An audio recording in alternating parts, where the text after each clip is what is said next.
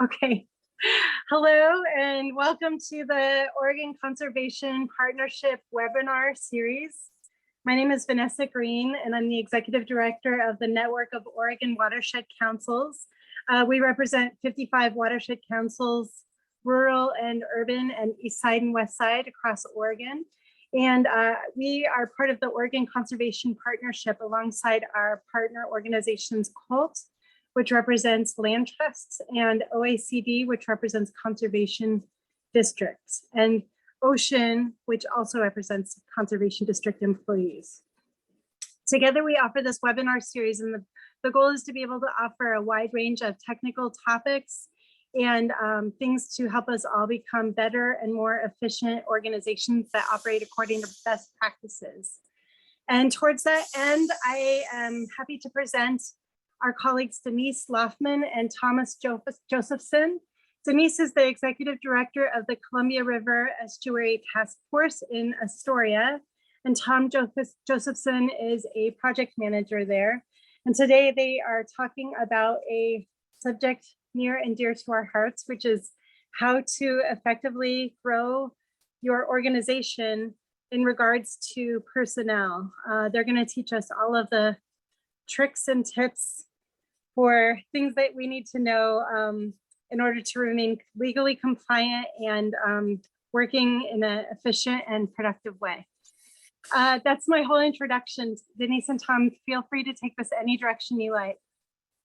Great, thanks, Vanessa. Hello, everybody. Thank you for being here today. I'm gonna get us started. I have a slide deck. You'll see it's pretty bare because I'm hoping this will be more of a conversation than anything else. And share it.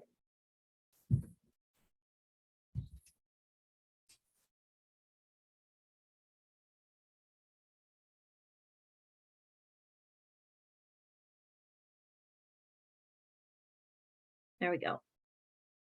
All right, you're just seeing my slide, right? Does this look good?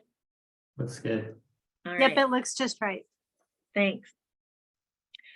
So I'll just give you a little background on CREST and on me, and Tom is going to present a little later in the presentation, so I'll let him do his introduction then. I've been involved in watershed work in Oregon since 2004. I was the Watershed Council Coordinator for the Tillamook Bay Watershed Council for 8 years. During that time, the council was a single staff council.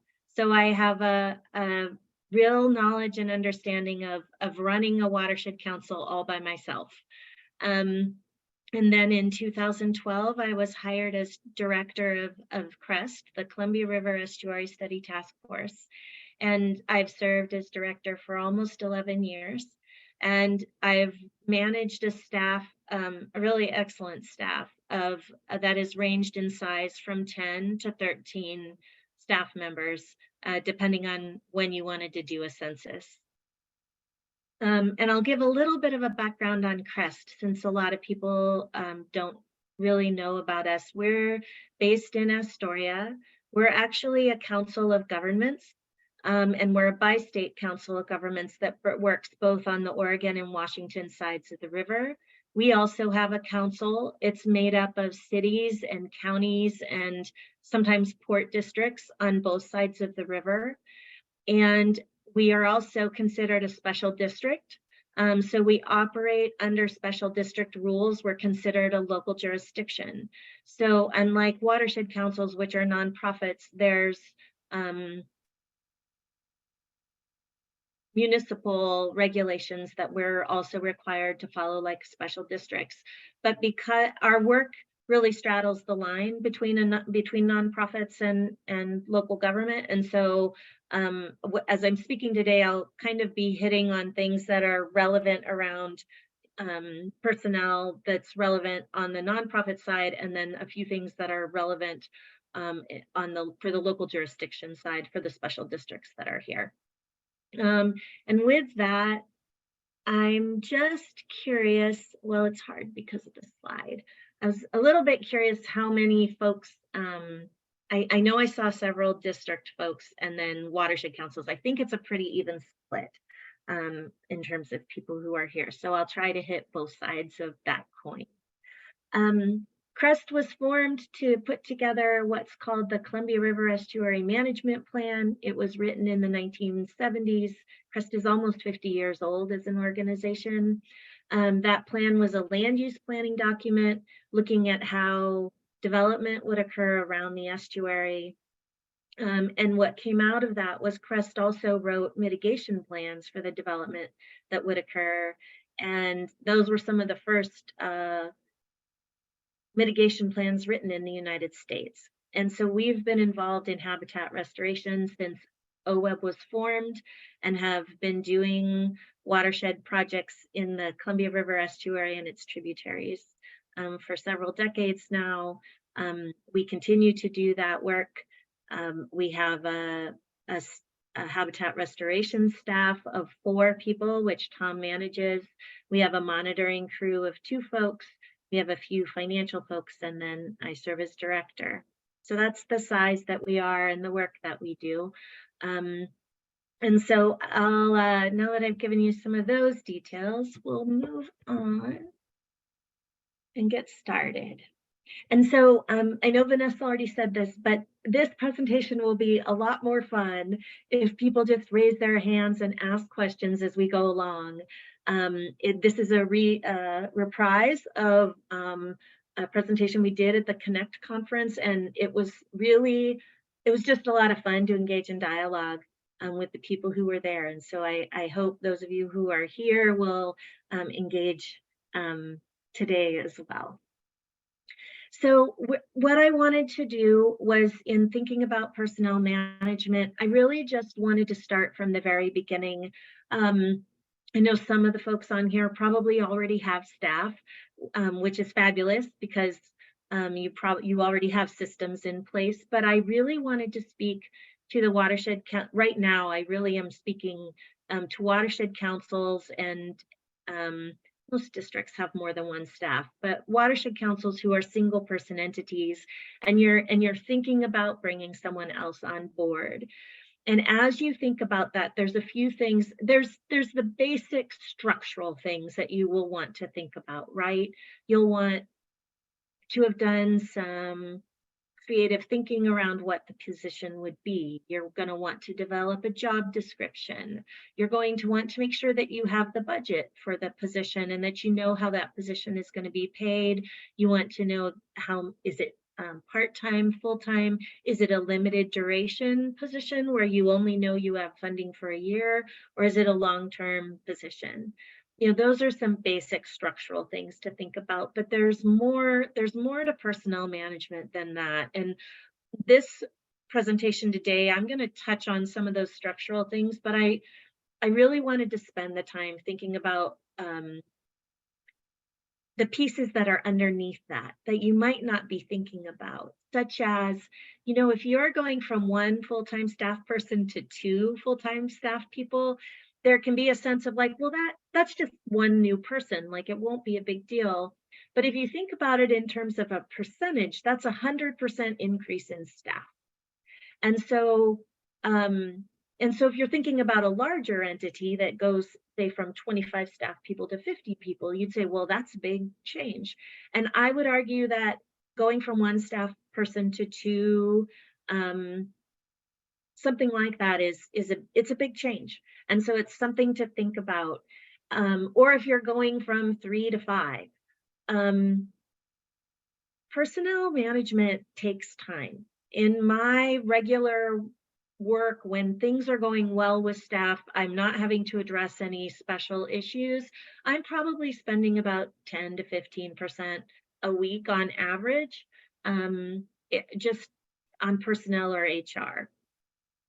If something is going wrong, I can be spending anywhere from 50 to 75 to 90% of my time on the HR issue, depending on what I'm needing to take care of, how I'm needing to engage with that person. And so as you're thinking about this, you'll also want to think about your capacity as you become a manager, your capacity to take on this work.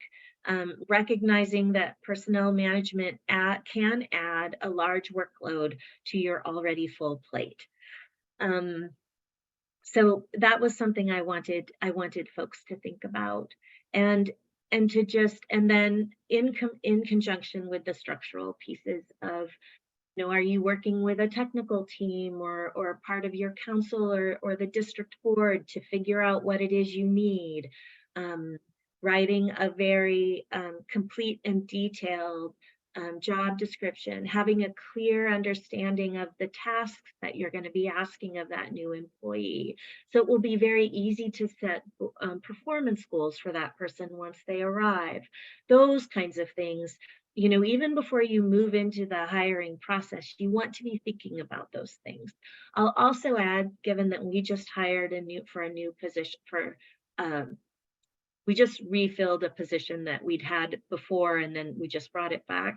In these days, getting the word out on new positions can be really difficult. We advertised widely, and our best applicants came from word of mouth, not from any of the advertisements we did. And it was really interesting to see that. And so thinking about that, given that hiring right now is challenging, that's something also to start thinking about from the very beginning.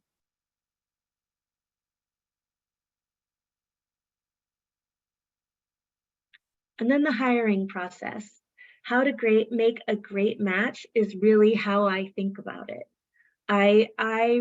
My focus in all of the hiring that we've done at CREST over the years has been, how do we get someone on board who's going to be a really great fit with our organization, who's going to be a really great fit with the people who already work here.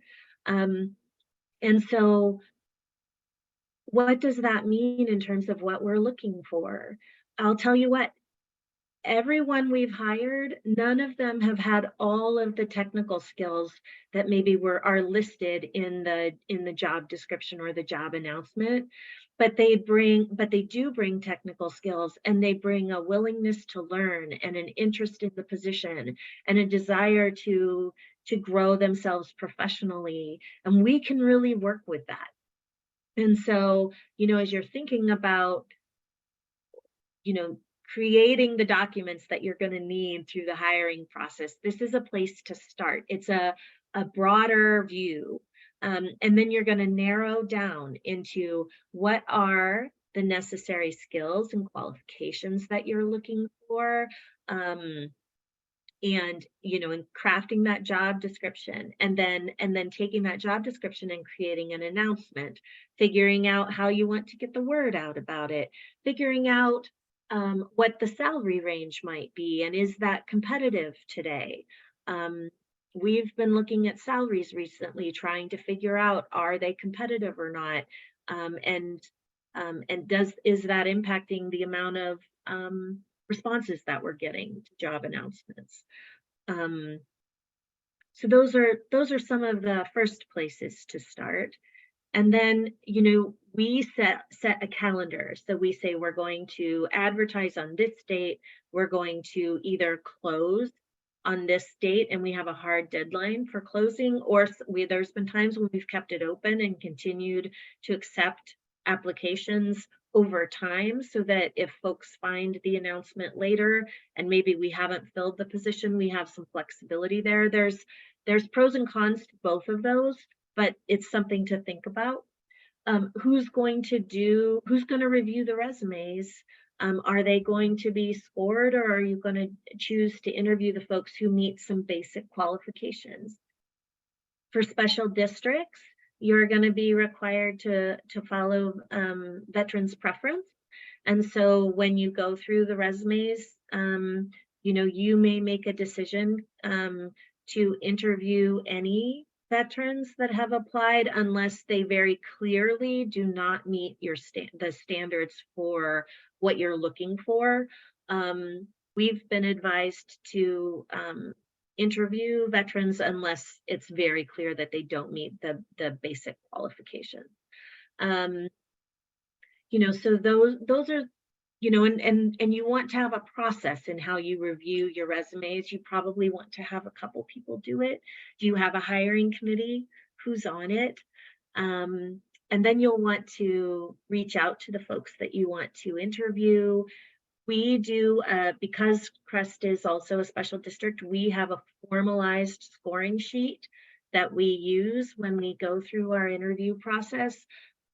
And the scoring sheet is important because what you want to craft it in such a way that allows you to score the things that are important to you. For example, in our scoring,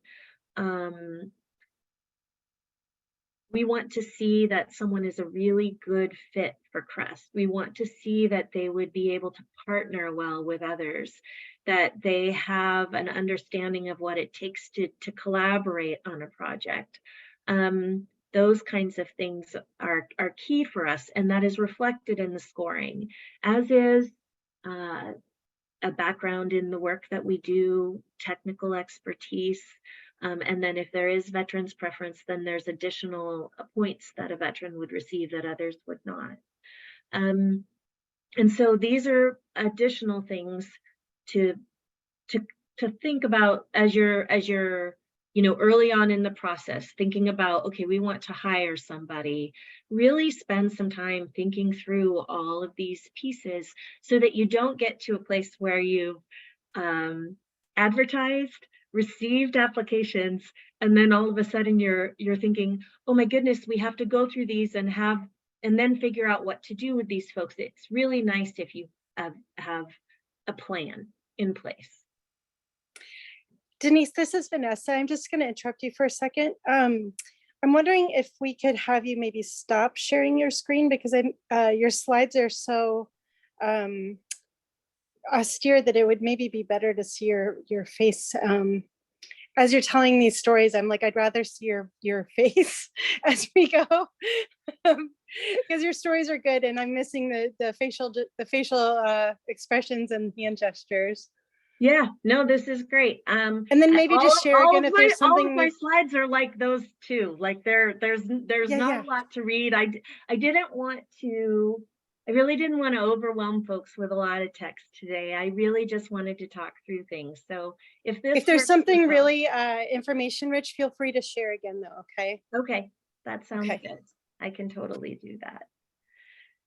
So I think we'll move on now to the next section, which is onboarding and orientation, welcoming new employees and having a successful start. And so let's say you've gone through this whole process. I don't want to actually move on there. I have a couple more things to say. You've gone through the, you know, received applications, you've reviewed the resumes, you've done interviews, and maybe hopefully one person has risen above the rest and there's consensus among your hiring committee about who to hire. If there's not, and there's a couple of people that everybody really likes, do a second interview. It's really okay to refine your questions and to think about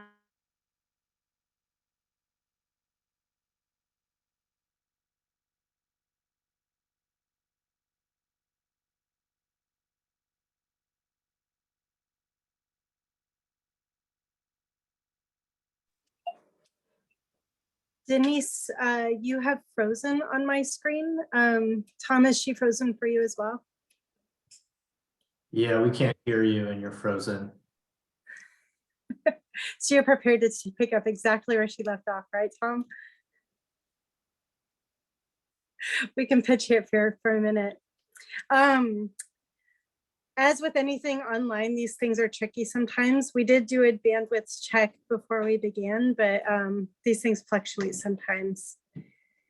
Looks like it says that you're reloading. It looks like she's reloading. I'll just say that this is a good time for a commercial break.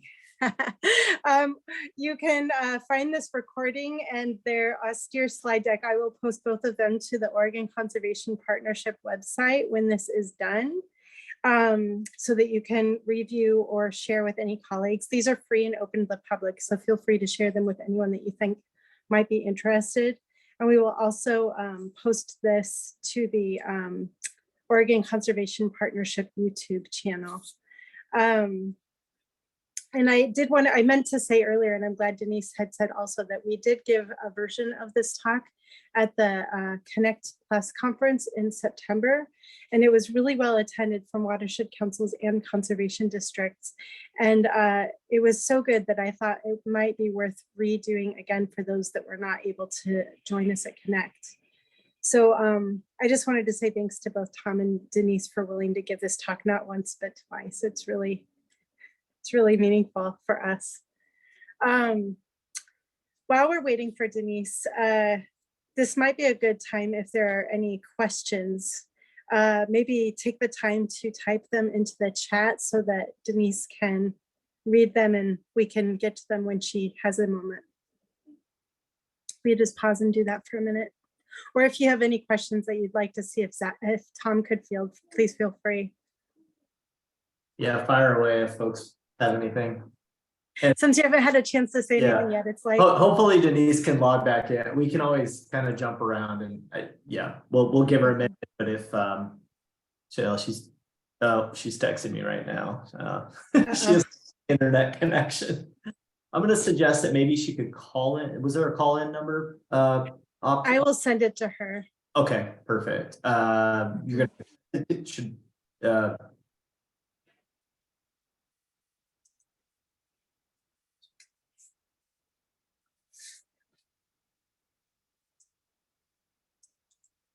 Yep, she definitely could call in. And good thing that I had suggested that she show her face, right? Okay. Or if you want to just send it to me, I can text it directly to her, or you can send it that way. Either way. I will do that. I'll copy you to it, Tom. Thanks all for letting us problem solve this in real time.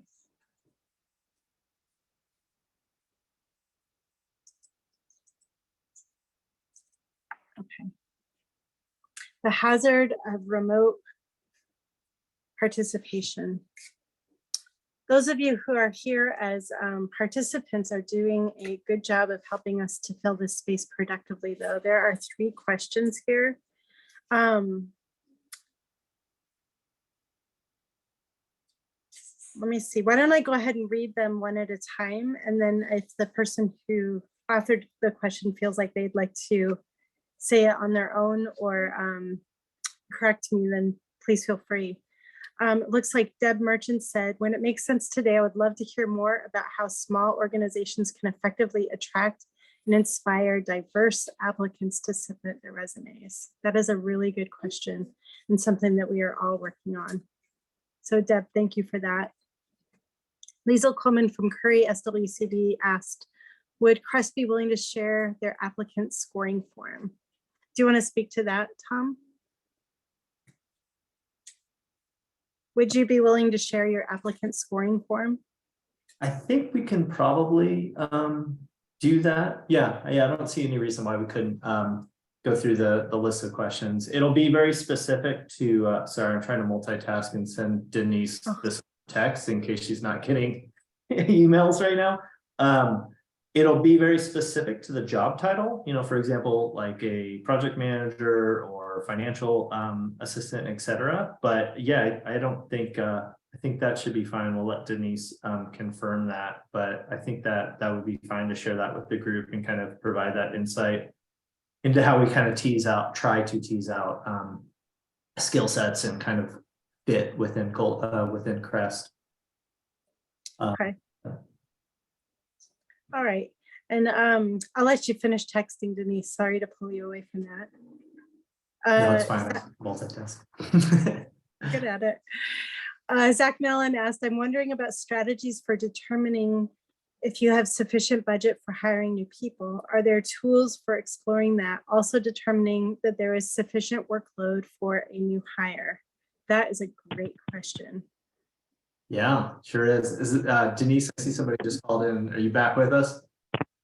I'm here. I am so sorry, guys. This has never happened. I don't know why it happened.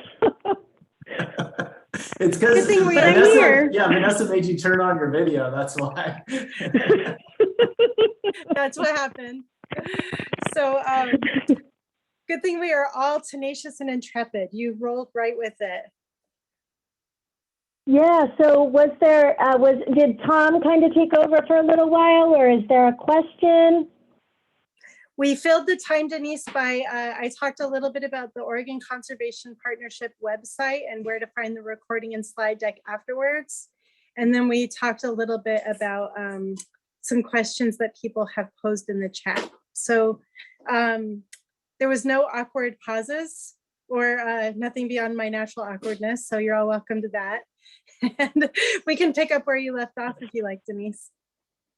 Okay, so there were no, I actually wanted to, I thought this would be a good point to just kind of stop and make sure there weren't any questions so far for me and what I'd covered so far. Yeah, this might be a good segue. Obviously, you can't see the chat, but Vanessa did have participants put in some things or some questions into the chat, and so Yeah. do you want to go over this? I will read them out again. So for your benefit, Denise, and this is a good time, and we've used our time really productively. There's some good ones queued up. Deb Merchant asked, she said, when it makes sense today, I would love to hear more about how small organizations can effectively attract and inspire diverse applicants to submit their resumes. Would you like to speak to that, Denise? Yeah, I can. So on that front specifically, we've done a little bit of work around it, but not as much as I'd like to see us do. But I will say that I've seen some really great resources out there on this topic. You know, the network is doing allowed all of us to do some great training on this. The other organization that I've found to be helpful and has provided some workshops around this is SURF. They are, I think it's the Coastal Estuary Research Foundation, I think. They are actually, they do coastal and estuarine work, and they are very much supporting organizations particularly in estuary watershed work on looking towards diversity. And some of I've been to a couple workshops, and so Deb, I'm not going to be able to give you a lot of tips because we're still learning. But I would like to offer, can I offer a resource? The Oregon Conservation Partnership is getting ready to launch a new affinity group that is going to be focused on how councils, districts, and land trusts can work together to develop their, like how to apply DEI principles to their organizations. And so I imagine once that group convenes that they're going to be working on things like how to revise their strategic plans and bylaws and how to attract diverse board members and how to work on their personnel policies, all of sort of the methodical underpinning that you need to create a cultural environment conducive to supporting DEI efforts. So that will be forming soon. So stay tuned for that. That's great. That's great. And one thing I'll also say is, you know, for it, that work I think will be very helpful particularly on the nonprofit side. And then for soil and water conservation districts, the thing to do will be to look at those materials and then to think about how they can be adapted for entities where your board is elected And, you know, but you can definitely use it as you're looking at on the staffing side. But I know, you know, the CREST board is appointed, and so there's some interesting pieces around DEI to think about on the public sector side. Just going to add that to take what the group's going to be bringing forward. Vanessa, that's fabulous. So Deb, I would say stay tuned. And I'm sorry I don't have more to provide on that. Denise, Yeah. somebody asked, would you be willing to share your applicant scoring form? And if so, I could post that onto the website alongside the slide deck. Which applicant form? Your applicant scoring form? Oh, sure. Yeah. All right, that's easy. Yeah, that would be fine. And then the other thing that CREST uses, which I just am being reminded of, is, you know, for soil and water conservation districts in particular, but it can be useful for watershed councils too, is you're going to be required to have an application form. So you can't,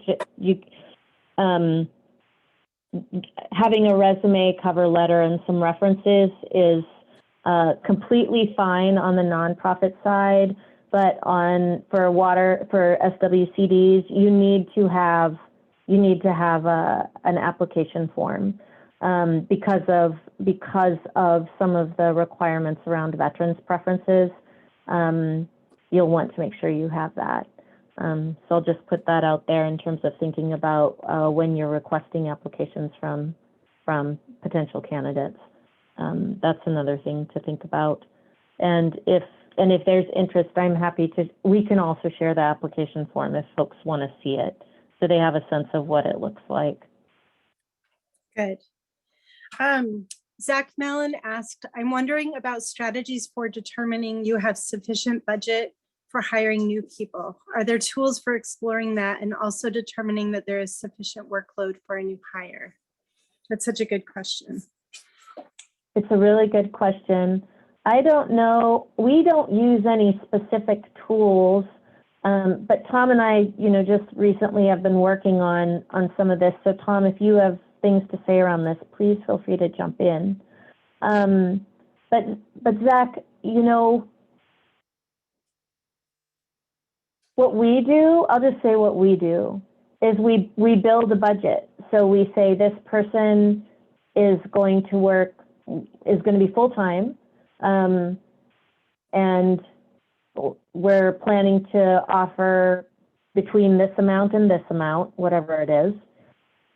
And so then we'll build out a budget looking at what the salary would cost, and then also building in all of the benefits, whatever those might be. And then from there, you have to look back at your project budgets and see if you've got the funds to cover that. And perhaps, you know, for an entity like, you know, the Lower Nehalem, where you're going to be making a big jump, really.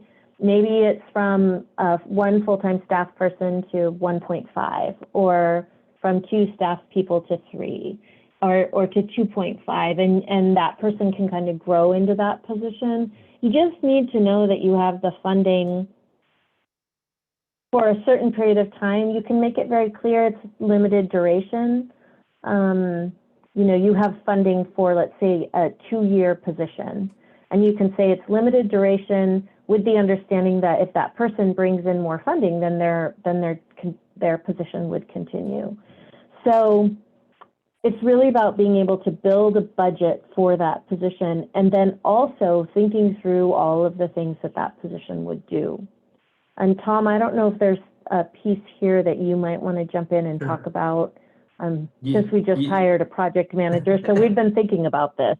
Yeah, this is definitely timely. And in terms of determining workload, it was a no-brainer in our case. It was like, oh my gosh, and I'll talk more about this when I do my part of the presentation, but like our project managers are overwhelmed. Like we have so much work and so much potential work we want to go after.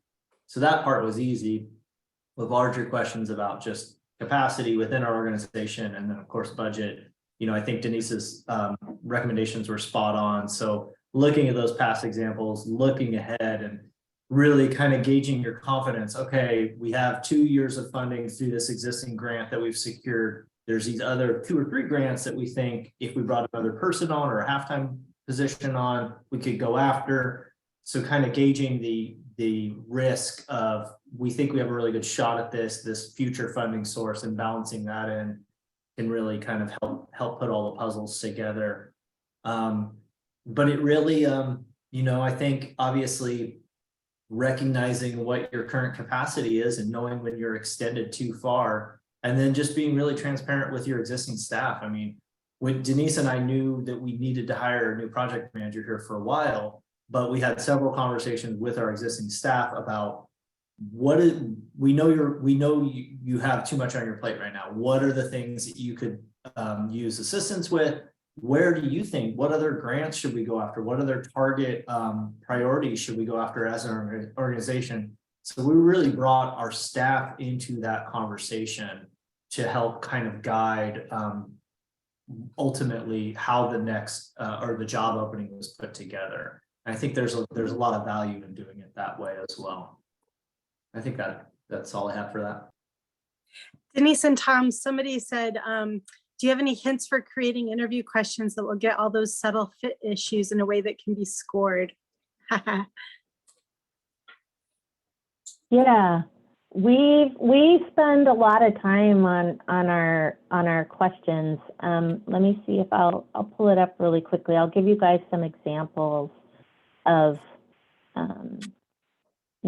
of kind of how we craft those questions.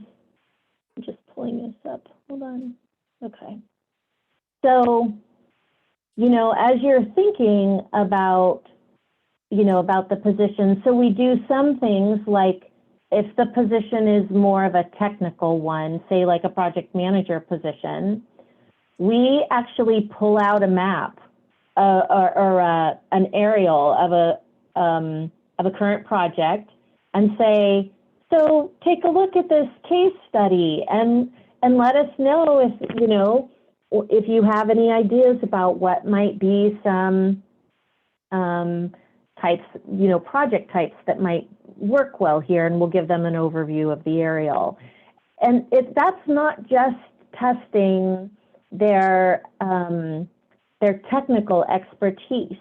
It also gets to their personality, their willingness to be creative on the fly, and how they respond to that can be telling in terms of just kind of the way that they think in instances of with a little bit of pressure.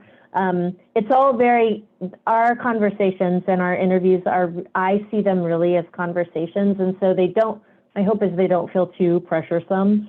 But we do things like that to kind of draw, to see how they respond in real time. We ask about their experience in working on projects that have maybe not always gone so well, and what they've learned from that.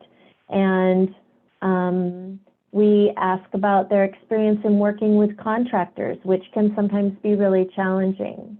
And experience working with landowners, where maybe some landowners are harder to work with, and so do they have that experience with that, and they can tell us about that experience.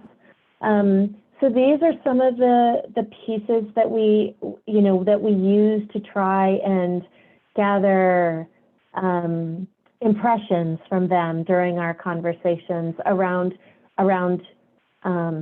how they interact with others, and how they, their experience obviously in this field of work, but also how they've engaged around issues that maybe have been challenging. Tom, I don't know if you have anything you want to add around this, around the interview questions. No, I think maybe providing some of those example texts will be useful to the group, but yeah, I think like you said, kind of trying to see how they respond on the fly to something totally different, from a just question and answer to a, hey, here's a visual exercise, a little more interactive, doing that like halfway through the interview. I think is kind of a nice reset, and it gives the interviewer a break or interviewee a break, and also the interviewers. And it like Denise was describing, it really kind of forces them, instead of this kind of call and response, to really kind of think a little more creatively. I see Liesel has her hand up. Did you want to ask another question, Liesel? Let's see. Wait, waiting for my camera to wake up. Hello. Not so much a question, but can I just throw out one thing that we have done in interviews that has worked really well is with our youth education folks. We actually have them prepare a little 10-minute quick lesson about a watershed topic of their choice. And that has been incredibly telling in interview situations. So another one. Yeah, I like that idea of just kind of obviously you set that up ahead of time or describe it a little bit, but you kind of give them a little exercise to work on and present. Yeah, it's a really good suggestion. Yeah, I think having something like that in the interview is, as Liesel says, it's quite telling and can be really useful as you're looking at multiple candidates. Thank you. I agree with Tom. That's a great idea. So I think, are there any more questions, Vanessa? I think you exhausted us for the moment, and I think you can continue on track, and we'll interrupt you again as we need. Sound good? That sounds great. That sounds great. Yes. So let's see. I think I was moving into onboarding and orientation, welcoming new employees and having a successful start. So, oh no, I had gone back because I had a couple other things I wanted to talk about the hiring process. So, because when I got cut off, I was saying, don't be afraid to go back and do a second interview if you need to.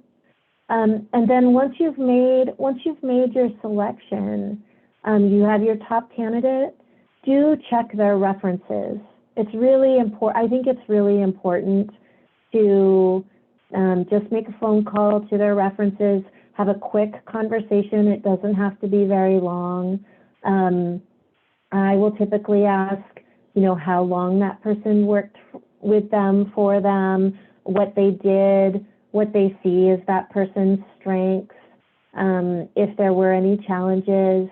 And I've just found it's been really useful for me in finalizing the decision, because it helps me get a sense of the folks that they've worked with in the past, how they feel about them. And I'll tell you what, sometimes I have references where I'm like, this person is answering my questions, but they're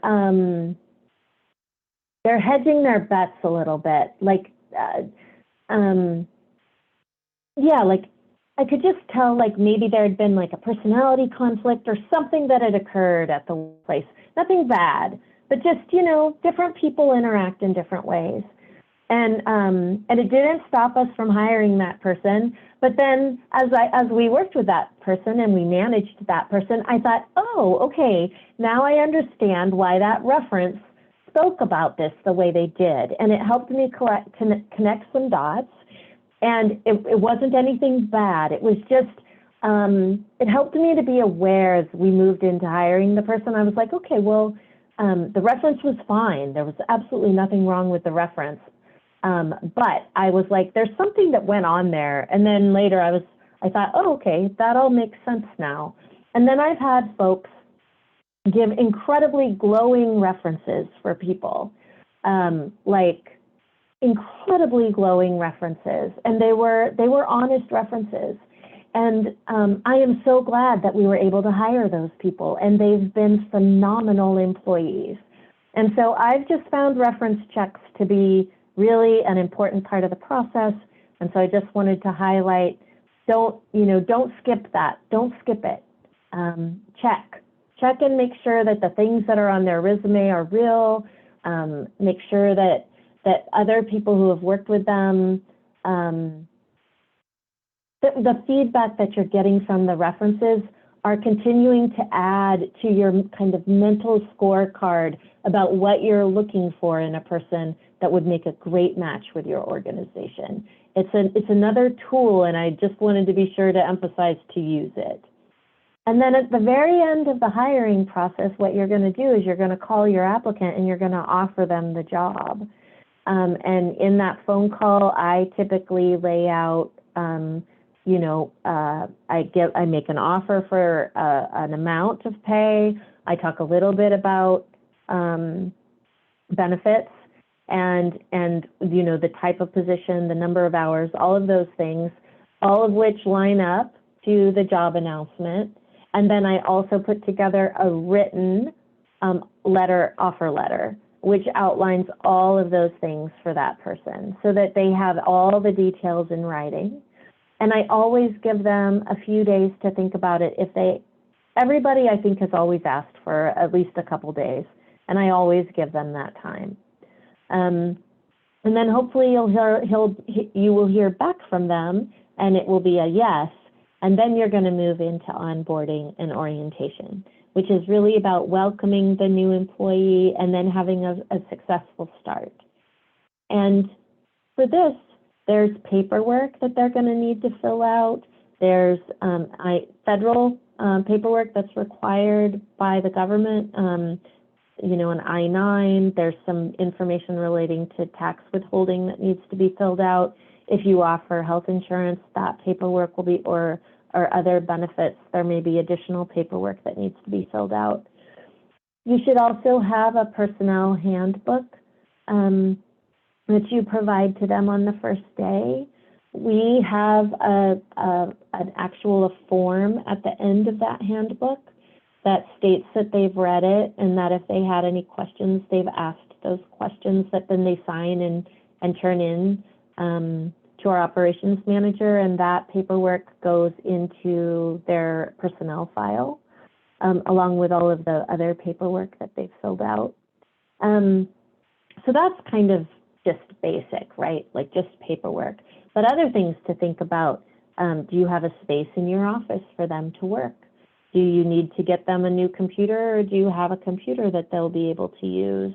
Are you 100% working in the office these days? Are you remote? Are you hybrid? How are you going to manage that with onboarding and orientation? And then, you know, what's the job that this person's going to do, and setting aside some time in the, you know, the first, well, definitely in the first week, but I would say over the first month, first several months actually. I know Tom, we just hired a new project manager. Tom is spending a lot of time with her, and so are our other project managers, to help her get up to speed. And, you know, thinking about maybe there's partners that you work with really closely, and you want to set up meetings so you can introduce the new person to the partners and help them start to work together, and help that person kind of get oriented to who are the partners that they're going to be working with. These are some of the things to be thinking about. You also will want to be forthright if there's performance measures or specific projects that maybe this person needs to hit the ground running. Helping them to know that right away will be helpful, so that they can orient themselves to, you know, what's coming in 2020. We had to hire a new project manager right after COVID hit, and they started in May, and we knew we had projects that they were going to be implementing in July. And that person, he had to hit the ground running really fast. And so we really helped him. We let him know that from the beginning, and then we did everything we could to support him so he would have a successful implementation of his very first watershed project. And so these are the kinds of things to think about regarding onboarding and orientation, and setting, if there's performance standards, setting those, letting them know. At CREST, we do annual reviews, so letting them know that that's, you know, in a year that will be coming up. There's been times when we've done 6-month reviews, but then also addressing issues as they come up, because folks are new, and so they might not know things. And so helping them to settle into whatever the culture is of your organization and settle into the work. Tom, I wanted to give you a chance, since you're really in the midst of this right now, if there's anything else that you'd like to add. No, not right now. I think I'll keep my comments for my section. Thanks. Okay, sounds good. Any questions on this from anybody? I'll add a question. Denise, can you threw out some great numbers earlier. You said as a manager, on a typical week, you're spending 10 to 15% of your time on personnel issues. And then if there's something not typical happening, that jacks up pretty quickly. Can you give some examples of what are those activities that you're doing that are taking up the 10% of your time? Oh, sure. So that would be just touching base with staff, like on a regular basis, so that I am aware of what's happening across the organization. We are a hybrid organization now, so many folks work remotely much of the time. So we have remote staff meetings every week. And then just different things will come up during a week around HR. Right now, I'm working on updating the personnel policies because of all of the paid leave Oregon pieces that are now in play. We are working on new health insurance and figuring out what the new plan is going to be and helping staff get signed up on a new plan. It can run the gamut. You know, it could just be some basic paperwork, or it could be more complicated. And so, but there's some basic things that occur all the time, which is staying in touch with staff, which is having weekly staff meetings. And then the rest of it kind of moves around. But, and I would say it changes all the time. The piece that is always stable is remaining in touch with staff. And being remote, it takes a different type of effort, because when you're in an office, you can just swing by everybody's desk and chat for a little bit and see how things are going. And this is for a staff of like 11, right? If you have a larger staff, then you might not be doing that, but the staff is small enough to where I can be in touch with people regularly. When you're remote, then you're making phone calls and you're probably having a little longer conversation than if you're touching base with people every day. So it will depend on the culture of your organization. I'll tell you why I do this. Because when I was interviewing for the CREST director position, I asked during the interview process, it was one of my questions. I said, if I was hired on as director, what is one recommendation you'd make for me to do as director? And the former director said, it's really important that you touch base with everybody and that you see them either every day or really regularly, so they know that you're engaged and you want to know what's going on and you want to be there to be able to assist. And that advice has stuck with me. And so that's why I do it. And so, and so that 10% always includes that. And then the other pieces kind of flow. Is that helpful? I hope it's helpful. Very helpful. You can continue on. All right. Okay. I will say, guys, it is really strange to know you are all listening and to be doing this by phone. So definitely, please continue to engage. So personnel management, I wanted to talk about the long-term HR details that will come up as you're starting to manage staff. We'll talk first about, the onboarding piece, making sure that staff know what the goals of their position are and, and what the expectations are. The personnel handbook is really important for that, making sure that handbook is up to date as you can make it. I will say they get out of date really quickly. For special districts, SDAO put together a new handbook template. It's not brand new now. It's probably a year or two old, but it's a newer version. If you haven't looked at it, it might be something that you might be interested in looking at. So setting goals and expectations, making sure folks are following and you are following the personnel handbook is key. There can be issues that come up. You could have, especially if with folks working in the field, you can have injured personnel. And so, you know, workers' comp is a topic that can take entire days to themselves. So I'm not going to dive into it too far, but you're going to want to make sure that you have workers' comp for all of your employees. And if someone's injured, there's very specific pieces that have to be followed. And so this is what I'm doing right now is I'm just going to kind of toss a whole bunch of things that I've experienced and that can come up as you're managing people, so that these are things that you'll want to dive in for yourself as you're thinking about hiring somebody. We've had folks need to take long-term, take time off over a long period of time for health issues that have come up.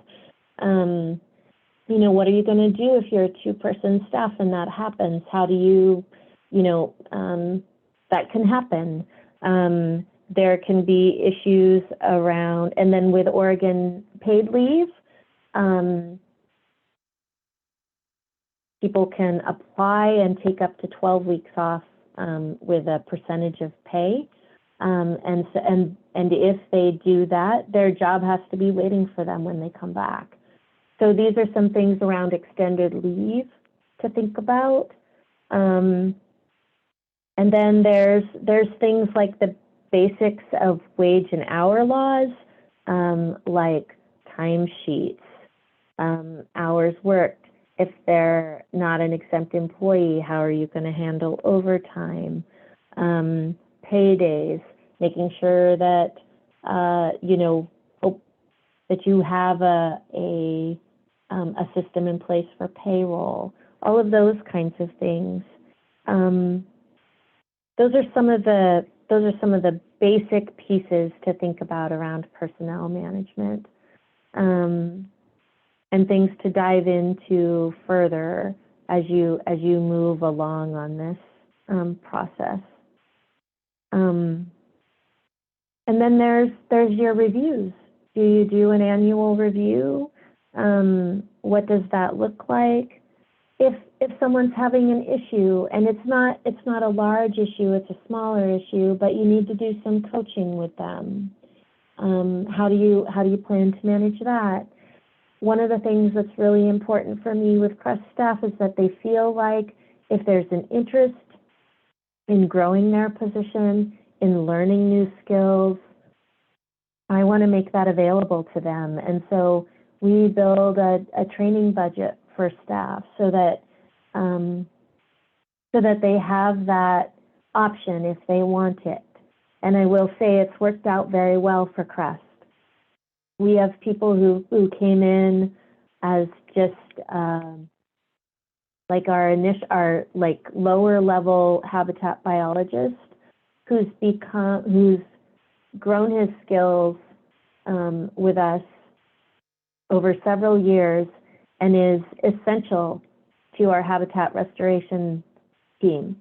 And when I talk about technical skills, I'm talking about drones, not just flying them, but processing everything that you get from them afterwards, GIS, creating, just bringing us this. And he didn't have those technical skills when he started at CREST. He was interested in learning, and we had the budget to assist on some of these things. And so he's created almost a brand new position for himself over time.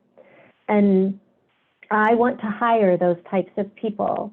And then I want to support them in their professional and personal growth. And so this is also something that I think about around HR. It's really important to me as director that the people at CREST feel like they're growing in their careers. And I want to attract people who want to do that too. So in terms of thinking about kind of long-term HR, those are some of those things. We do, like I said, we do annual reviews. And then I'm going to move on to the next is going to be what do you do when there are issues, and how do you manage conflict and concerns and discipline? And this right here is the place that will suck up all of your time. If there is a problem and it's a big problem, it will take up, 90% of your time, and you're trying to fit in the rest of your work around it. That's been my experience, at least. And so what I'll say is around this topic is when you start to see an issue with an employee, begin to document what's occurring, because what I'll say is it's been rare that I've seen issues resolve themselves without me stepping in. What happens is that I see the issues get worse. And so when you start to see an issue, document it right away and have an initial conversation. And it can just be a conversation around performance or whatever it is. When you do it, when there's something going on, you really want to come at it from a place like, I almost think of documenting HR issues like I'm a police officer writing a police report. So I don't include any of my feelings. I don't include anything subjective. I just write the facts, just the facts. And I utilize that because over time, if I need to build a record, this is how I do it. But it's also a way to nip something in the bud. And if the person is able to change and recognizes that there's an issue and wants to solve that issue, they will do that as soon as it's brought to their attention. And then I can just set that documentation aside and everything's good. And I've had that happen. And so when you have that initial conversation, you can just say, these are the issues and I need you to do X, Y, or Z. I always point back to the job description. It's essential to have a job description to point back to when there are issues, or a personnel handbook to point back to when there are issues. So the performance standards are clear and behavioral standards are clear. Sometimes you might have to do an investigation. There may be a conflict, or there may be someone may allege harassment, and so you have to have conversations with people who were maybe there, and document what's occurred. So when there are issues, the things that are your friends is a really well-written job description and a good personnel policy that covers all of the bases around behavior and standards. And then the other thing that can sometimes be helpful is if you have it, setting aside a little funding every year to where you could reach out to either HR professionals. I'm going to give you a list of some places you could look into, or being able to call an HR attorney if you just need a little advice. CREST issues since I've been at CREST have run the gamut between smaller issues that we've been able to address with a couple conversations to issues where I've had to let people go. And those are really hard conversations. They're really stressful to manage. They take a lot of time, and I could not have managed them by myself. I do not have the legal background or the HR background, and CREST doesn't have anybody, who's an HR manager. I basically do it. And so we utilize an HR attorney when there's questions, or when we had someone get injured really badly on the job and have to take off like 10 months of work. and having someone I could call to say, what do I do? How do we take care of this person? They were injured on the job and yet continue to have work go forward and protect the organization.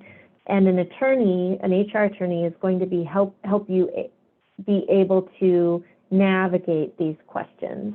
And there are legal nuances that I had no idea about. And if I would have charged in there on my own, I would have missed and I would have put CREST at risk.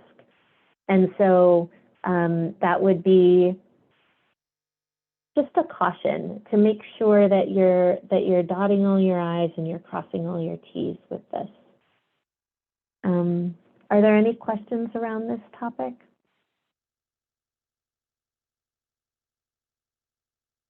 All right, then we will move on to what I think is a much more lighthearted part of this presentation, which is your role as leader. It's something I've spent some time thinking about, and what kind of leader do I want to be for the folks who are at CREST? I've already touched on a number of them with you guys, really encouraging and supporting professional and personal growth, making sure that morale is high, doing what I can to, when morale is low, to address it as soon as I can. Creating a very collegial workplace is important to me.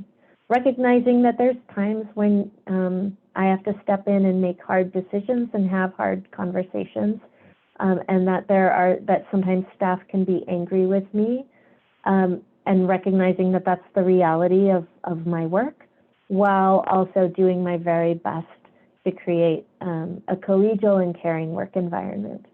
One of the things that I learned early on in my days at CREST, because when I came on at CREST, all of a sudden there was some HR things that I had to deal with within like the first 3 months after starting at CREST, and I just thought, wow, this is a lot, and this is tough. Like, I'm going to have some really hard conversations, and I realized the people who work at CREST are adults, they're highly professional, and they're very capable. And most of the time, they don't need me very much in reality. They do very good work. But when things are tough, when there's an HR issue, when there's a conflict, when something's going sideways with a project, that's what I'm there to help with. And so I really see my role as being one of being supportive and there. And then when things are difficult, then that's where much of the work that I do is really important, is to bring the organization through these tough times. And so, I've done a lot of training around leadership around this, and it's, this is my own, I'm speaking right now to my own personal philosophies as a leader. But I would encourage all of you, as you start to think about growing your organizations or expanding your organizations, if you already have a number of staff, is what is your role as a leader? What's important to you? And all of us probably have had bosses that we look back to and think, I never want to act like that person. I know I do. Very early on in my career, I was micromanaged to an intense degree. And it really taught me I do not want to be a micromanager. And so I work really hard to not micromanage CREST staff. And so, these kinds of things I think is something also to think about as you think about HR and personnel issues and growing staff. And then I think there's some resources, and I will send them to Vanessa along with some of the other things that we've talked about. But Oregon Bureau of Labor and Industries, they have numerous trainings. They often have every year. I know they offered this. It started in October, so I'm not sure when they're offering it in 2023, or if it might not be offered to 2024, but they have a new supervisor training series. I took that training series when I started at CREST. it's 6 months of, you meet once a month for half a day, and they cover different topics. And so I can give you like a sense of what those are. Like session 1 is the basics, a discussion of effective supervisory practices, at-will employment and its exceptions, civil rights laws and protected classes, understanding and avoiding workplace harassment. That would be the first session. And so there's 6 sessions detailing hiring, protected leave, basics of wage and hour laws, and then 2 sections on employee management. If they do offer it, I would recommend taking it. The cost when it was held starting back in October 2022 was $399. That could be really helpful. HR Answers for special districts. HR Answers is a HR consulting firm. They have a contract with Special Districts Association of Oregon. You can get assistance from them for free through that connection. And for watershed councils, if you have more technical questions, they have a helpline. I'm not exactly sure what their rates are, but they're very helpful. They're based in Oregon, and I've found their materials to be really helpful.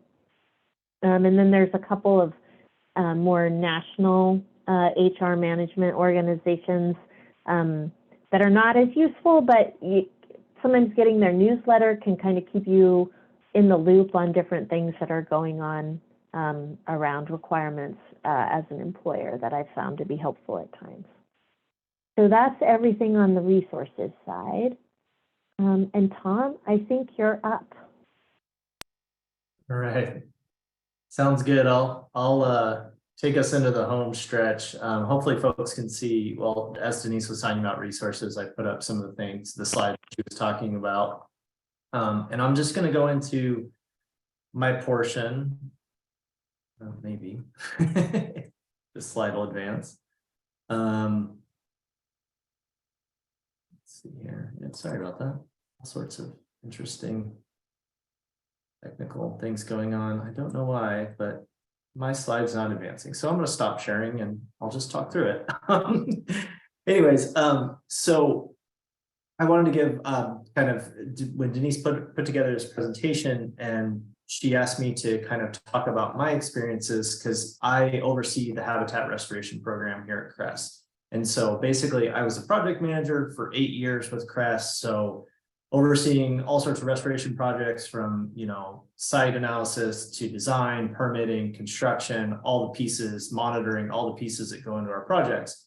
And then my predecessor, Madeline Ishikawa, moved on, and I was promoted to oversee the restoration department. And so basically I went from project manager, where I control kind of everything about my job. I reported obviously to Madeline or Denise, et cetera, but really independent, to supervising other folks. And so it was a pretty big change. And maybe some of you folks on the call or watching the presentation will also experience something where, as you go on with your careers, you get promotions and suddenly you go from a, into a management position, basically. And so, I've just to kind of talk through some of my experiences, Denise really talked about this earlier, and I really agree with it, is really kind of finding your management style and how you're going to communicate with other people. It's really, really important. And she gave the example of being micromanaged at a former job. I had a similar experience, never at CREST, luckily, but years ago, I had a similar situation where my boss was always just way too much into my projects, et cetera. And I really strive not to do that to our staff, the folks that I supervise, and really try to provide support without being kind of overbearing and just in their day-to-day micromanaging, and really just keeping a pulse on things in terms of how projects are going, how obstacles are coming up, challenges from permitting agencies or funding, or you name it. Working through it with our project managers is really what, that's the way that I liked being managed when I was a project manager, and that's kind of how I strive to manage the program today. And so one of those big things again is going back to communication styles. And we now have 3 folks on the restoration team that I super. One communicates very different from one another. And so depending on who I'm engaging with, I'll just, it varies. Some people like to talk a lot more on the phone. Some prefer over email, you know, kind of adapting to that is really something that I've learned is really important. And, you know, with a new staff person on staff, you really have to take time and kind of feel out what is the preferred mode of communication. You know, I've basically asked that question, like, to the new project manager. How do you like to communicate? What level of, you know, how many times a week would you like to check in? And kind of tease itself out over the next couple of months, but just kind of having those conversations informally as you're onboarding new staff, I feel like is pretty helpful. And then, like I keep saying, as you continue to work with these folks, you're going to really understand better, hey, this is how I should really ask this question or follow up with this person on this issue. And it kind of falls into place. But just that initial couple months is something to really kind of step back and see, am I as a manager communicating that effectively? Like, are they understanding? Are they responding? Or does there seem to be something lost in translation? Should I rephrase this a different way? Should I try a different communication style? And frankly, I just find a lot of this in person is just really crucial. So, you know, just Zoom is great to a degree, but really like putting in FaceTime, going out to project sites, having meetings in person as we're able to, I think is also pretty beneficial. And then one of the things that I'm fully on board with doing, it's not the most fun, but kind of being the bad guy, not to staff per se, but, you know, when challenges do come up and, you know, say there's like a permitting issue or a design firm is late in their deliverables and the project manager has emailed these people, they've called these people, but they're just hitting a roadblock. You know, they're just not getting the response. The project manager is doing everything they can and they're just not getting the deliverable or the permit on time, et cetera. That's really where I need to come in and, you know, take a more heavy-handed approach and, like, you know, call, whether it's calling like county permitting folks or calling the Army Corps of Engineers or strategizing on fundraising. It's really kind of those assignments of, like, it's never really that fun to quote me the bad person, but like sometimes it's pretty crucial. And I'll just give you a quick case study or an example. So I'm based out of Portland and I have office space with West Multnomah Soil and Water Conservation District. And we worked on this big project with West Multnomah called the Dairy Creek Project back in 2018. And West Multnomah and ODFW and all these other partners in CREST had worked on this project for years. And we got down to like the permitting stage and we got all our permits in line except for these county permits. And even though it's a county, it's on county property and the county was supposed to be fully on board, they were just taking forever to get what we needed. It was jeopardizing the ability to go to construction. So I expressed that to the former director, Jim Cathcart at West Multnomah SWCD. And he's like, how's it going? I said, you know, I'm really kind of getting stressed about this. It's jeopardizing the project. He listened to me and then he goes, okay, let me make a phone call. He called the county planning director and he started out very friendly, but then he forcefully reminded him that this is a county project. This is a county priority. The county planning director needs to step up and make this happen. You know, we had given them like 8 months for permits and they were still dragging their feet. So he was willing to go to bat for me and be the bad guy and, you know, kind of make a stink. But because Jim did that for me, literally 2 weeks later, all the pieces came in from the county and the project happened. And so I view that example as something, you know, I don't need to call people and scream and yell at them, but like, it's that ability to like see those problems and really step up and help your staff out and let the staff retain their relationships with the stakeholders and keep those in play. And if needed, you know, I'll come in and I'll be the bad guy. I'll take the reputational hit. I don't care. You know, it's just the price of doing business. So, and I think I really appreciated when Denise has done that for me. She's done that for me on projects. Again, other partners have done that for me.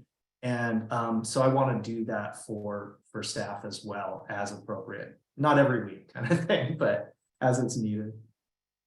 And then I'm just going through, I know we're winding down. Denise also talked about, just kind of really being engaged with staff morale and capacity and just workload and things like that. Really recognizing when, we're super lucky that like we have a really exceptional staff, all self-starters, hard worker, like really want to do these projects, really passionate about these projects, always coming in with new ideas, funding, etc. Excuse me. But there is a limit, obviously, and like really understanding like workloads and not over, we don't want people to get burned out. So like while we're excited about people having all these ideas to like future projects or future funds, etc., really like recognizing what are our limitations as an organization and like not overextending ourselves. And so, that's kind of a balancing act that Denise and I we do with CREST staff as these new opportunities come along is are they a good fit for CREST, and how well can we staff those up, and really just being smart about it, and obviously looking at the current workload, but also looking 6 months in advance and even next year in advance kind of thing to really plan for that. And along those same lines is really trying to plan for the unanticipated. And it's easy to say, harder to do, but more and more, how we kicked off this call with Vanessa is we were talking about how construction bids are just through the roof. We're just like, 2 of our projects have had to be postponed for a year because construction bids are coming in so high. I'm sure many people on this call have a similar story. And so not only like scrambling to try to get additional funding or move funds around, etc., but also just looking ahead and being just really conscious of problems around the corner and kind of anticipating some of these things. And it's one of those things where Denise and I feel like this is one of the things we check in on a fair amount, is kind of like where we're at today, where we're going to be in 6 months, and where we think we're going to be in, say, a year or 2. And really like not only looking at that in terms of an organization and our goals, but also like, okay, well, what are the potential pitfalls? Like, are there landowner issues with a certain project, or permitting issues, or funding issues, or all the above? And like, what are the steps? When are those going to come up? Are they going to come up a year from now? Are they going to come up next month? And then what are some strategies we can do to work through? So yeah, that's kind of a thing, like I said, a thing that Denise and I spend a lot of time on. And then also another big part of my time is just kind of outreach and advocacy for CREST. So, we're lucky that we have been able to do a bunch of restoration projects along the Columbia River, both sides of the Columbia River. And we really want to just keep that workload going. We've got a lot of strong partnerships with various, local districts, watershed councils, governments, state agencies, federal agencies, and we just want to keep that pipeline going, keep those relationships really strong. And so, myself, as well as Denise and our project managers, we spend a lot of time on those relationships with those federal partners, state partners, local partners, and really just kind of meet where they need, where they're at, and working to advance CREST. So I think I've talked for a bit now. Maybe I can just step back, and if there's any kind of questions about specifically kind of that changing roles and going from a staff position to a management position, or any other questions, Denise and I would be happy to chat more.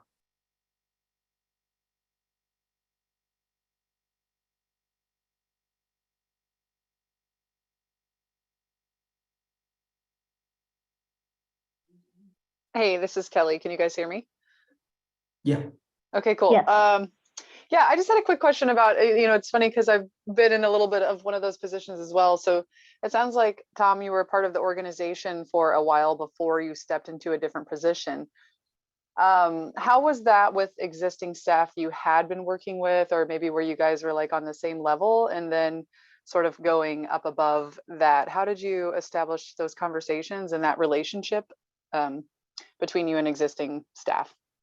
Yeah, great question, Kelly. And that was definitely one of, I had taken just kind of a HR supervisor training, and that was one of the things that they're like, people are gonna act a little different around you. And sure enough, it was that way. I was lucky in that it wasn't for a long period of time, but it's just inevitable. You go from, the same job kind of parallel to each other, and then a supervisor role. It's kind of inevitable. I would just say, just kind of being cognizant of like just open lines of communication, and also just really not, just meeting people at their level. And definitely I wasn't like, hey, I'm a supervisor now and we're going to do this, this, this, and this. It was much more like kind of organic, like, just because I know how to do this. I know how to do these projects. We've been working together for these years. Like, what are some things that you need help with? How can I come in and help you? And so trying to go in kind of with that humble attitude, I think really paid off in terms of like, yeah, I'm their supervisor now, but like, I really was like, I know the challenges, or I know some of the challenges you're facing. What can I do to help get through those for you? And I think that hopefully helped kind of kickstart the new professional landscape in a good way. Thanks, Tom.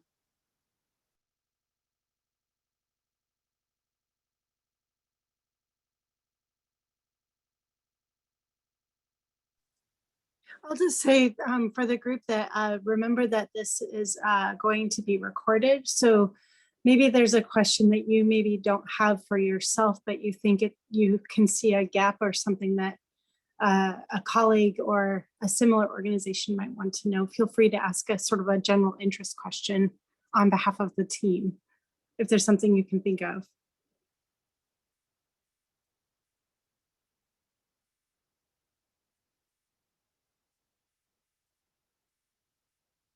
And if you can't think of anything, Tom and Denise, it means that you've covered all of the things. You've solved all of our problems. Thank you so much. Yeah, thank you, Vanessa. Yeah. Well, just to remind everyone, we will put the recording up on the ORCP website. It's www.orcp.org. And then we'll also put it on the YouTube channel for the Oregon Conservation Partnership. And if you have questions, comments, concerns, you can feel free to send them to me. My email address is ed, like executive director, at oregonwatersheds.org. You are also welcome to contact Tom or Denise as you like. You can find them at the Columbia River Estuary Taskforce. Okay. Any other questions, comments, concerns before we sign off, everybody? I will say that we were able to offer this because of grant support from the Oregon Watershed Enhancement Board. We should always remember to thank them for their support of these efforts. Tom and Denise, that was awesome. Thank you again for taking the time and sharing your perspectives. Absolutely. Yeah. Yeah, you're welcome. Feel free to reach out with any other follow-up questions. Have a good day, everybody. Yes. Perfect. Thank you.